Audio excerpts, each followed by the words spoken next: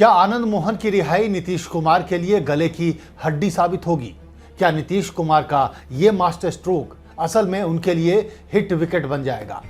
आनंद मोहन की रिहाई के बाद उनके बारे में जिस तरह की जानकारियां सामने आ रही हैं, उससे तो यही लगता है कि आनंद मोहन नीतीश कुमार के लिए फायदे का कम बल्कि ये कहें कि घाटे का सौदा ज्यादा साबित होंगे तो गलत नहीं होगा।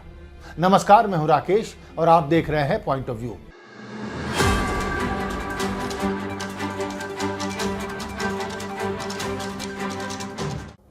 माफिया से नेता बने आनंद मोहन की रिहाई का मामला शांत होने का नाम ही नहीं ले रहा है। पटना से लेकर हैदराबाद तक आनंद मोहन की रिहाई की गूंज सुनाई दे रही है। बिहार में जहां बीजेपी ने आनंद मोहन की रिहाई का सीधा विरोध नहीं करने का फैसला किया था, वहीं हैदराबाद में असदुद्दीन ओवैसी ने न सिर्फ आनंद मोहन की रिहाई का विरोध किया बल्कि ये तक कह दिया कि दलित जाति से आने वाले जी कृष्णैया की हत्या के दोषी आनंद मोहन को रिहा कर नीतीश कुमार अपने पिछड़े वोट बैंक को क्या जवाब देंगे। इसके अलावा अब आनंद मोहन के अच्छे व्यवहार को लेकर भी सवाल उठने लगे हैं। सबसे पहले बात करते हैं आनंद मोहन की रिहाई से जुड़े कानूनी पहलू की।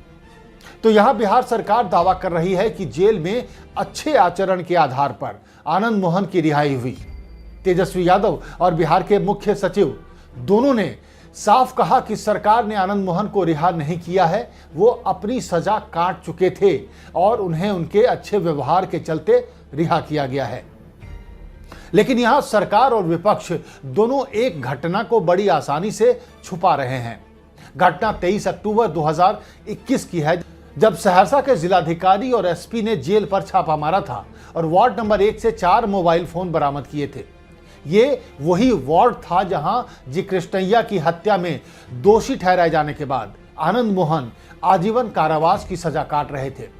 पुलिस को छापेमारी में सहरसा जेल के वार्ड नंबर 1 से रियलमी का एक एंड्रॉयड फोन, वीवो का एक और 2 सैमसंग जीएसएम फोन वहां से मिले थे। इसके अलावा एक मोबाइल चार्जर भी बरामद हुआ था, जिसके बाद डीएम और एसपी के निर्देश पर मंडल जेल सहरसा के अधीक्षक सुरेश चौधरी ने आनंद मोहन के खिलाफ एफआईआर सदर थाने में दर्ज करा दी थी।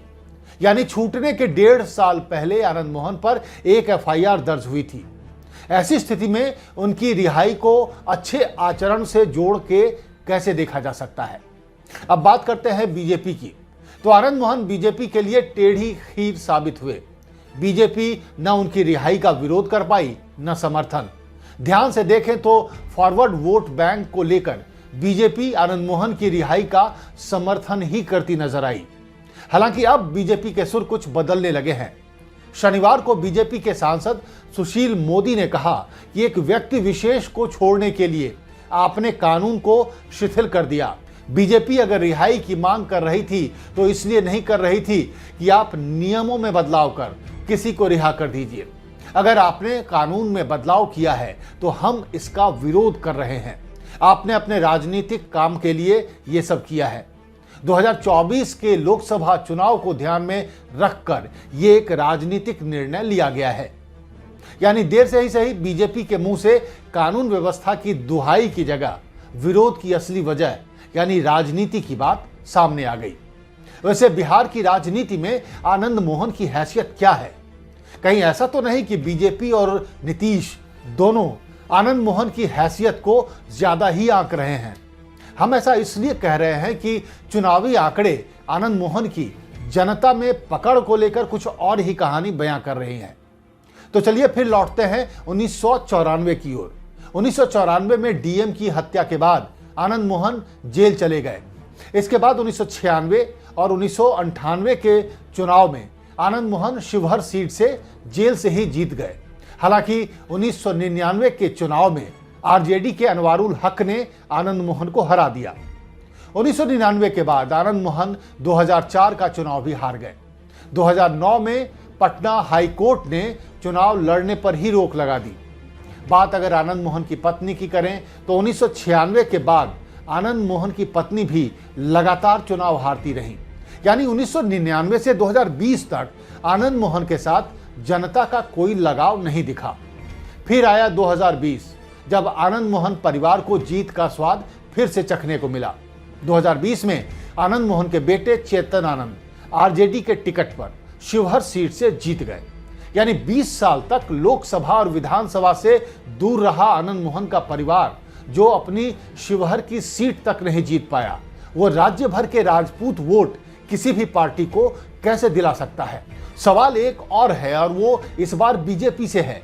आनंद मोहन की रिहाई को बीजेपी कानून व्यवस्था से तो जोड़ रही है, लेकिन ऐसी क्या वजह है कि वो आनंद मोहन की रिहाई को दलित विरोधी नहीं बता रही है। आखिर एक दलित के हत्यारे आनंद मोहन सिंह को रिहा किया गया है, जबकि हैदराबाद में बैठे ओवैसी इस मुद्दे को उठा भी चुके हैं।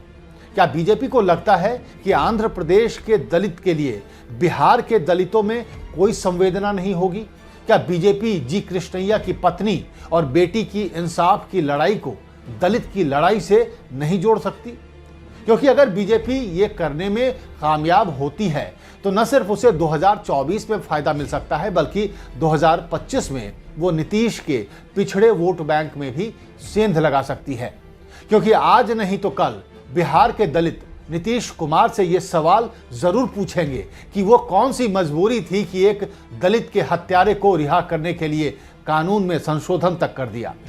लेकिन शायद बीजेपी को दलित वोट बैंक पर भरोसा नहीं है, इसलिए वो इस मामले में राजपूत बनाम दलित का कार्ड इस्तेमाल नहीं करना चाहती। अगर आपको भी लगता है कि बीजेपी बिहार में अगड़ों की पार्टी है और वो आनंद मोहन का मुद्दा उठाकर अगड़ों को नाराज नहीं करना चाहती है, तो कमेंट कर हमें जरूर बताएं और हमारे चैनल को लाइक और सब्सक्राइब करना ना भूलें। नमस्कार।